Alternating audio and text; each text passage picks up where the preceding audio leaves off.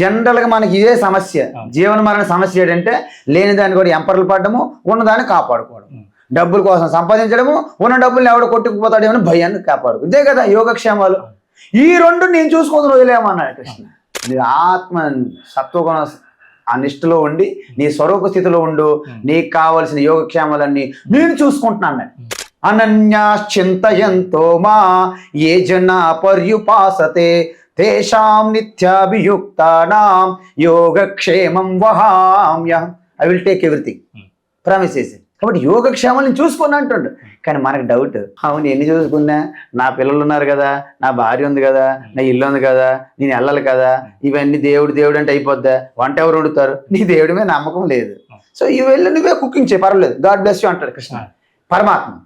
కానీ నిజంగా ఇంకా ఇల్లు లేదని ఆ ఈశ్వర స్థితిలో మీరు ఉన్నారనుకోండి, మీరు ఎక్కడ ఉన్నారు ఎవరో ఒకరు వండి తెచ్చుకొని క్యారీ తీసుకొని మీ దగ్గరికి వస్తారు. అందుకే 100% అయితేనే యోగక్షేమాలు చూస్తారు.